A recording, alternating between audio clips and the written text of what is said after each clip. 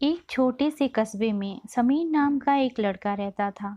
बचपन में ही पिता के मृत हो जाने के कारण परिवार की आर्थिक स्थिति बड़ी दयनीय थी। समीर की माँ कुछ पढ़ी लिखी जरूर थी, लेकिन उतनी पढ़ाई से नौकरी कहाँ मिलने वाली थी।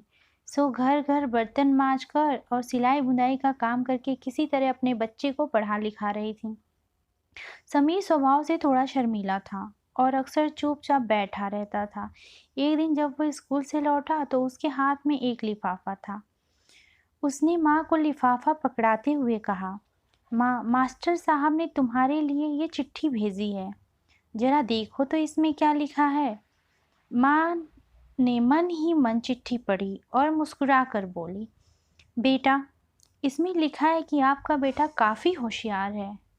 इस स्कूल के बाकी बच्चों की तुलना में इसका दिमाग बहुत तेज़ है और हमारे पास इसे पढ़ाने लायक शिक्षक नहीं है, इसलिए कल से आप इसे किसी और स्कूल में भेजें।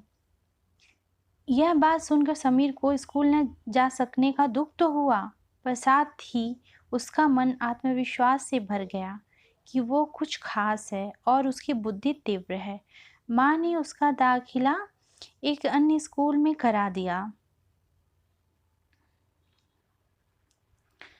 समय बीतने लगा। समीर ने खूब मेहनत से पढ़ाई की। आगे चलकर उसने सिविल सर्विसेज परीक्षा भी पास की और आईएएस अफसर बन गया। समीर की माँ अब बूढ़ी हो चुकी थी और कई दिनों से बीमार भी चल रही थी और एक दिन अचानक उनकी मृत्यु हो गई।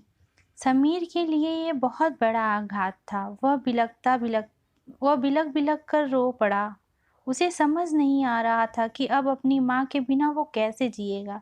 रोते रोते ही उसने माँ की पुरानी अलमारी खोली और हाथ में उसकी माला, चश्मा और अन्य वस्तुएं लेकर चूमने लगा। उस अलमारी में समीर के पुराने खिलौने और बचपन के कपड़े तक संभाल कर रखे हुए थे।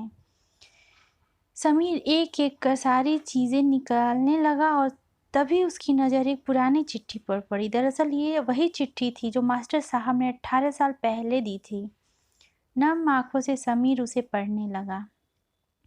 आदरणीय अभिभावक, आपको बताते हुए हमें अफसोस हो रहा है कि आपका बेटा समीर पढ़ाई में बेहद कमज़ोर है और खेल कूद में भी भाग नहीं लेता।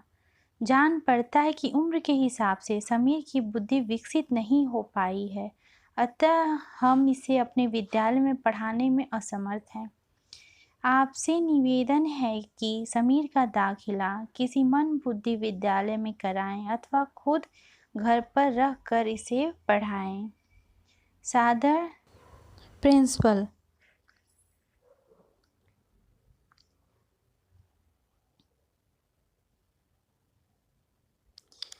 समीर जानता था कि भले अब उसकी माँ इस दुनिया में नहीं रही, पर वो जहाँ भी रहे उसकी ममता, उनका आशीर्वाद सदा उस पर बना रहेगा।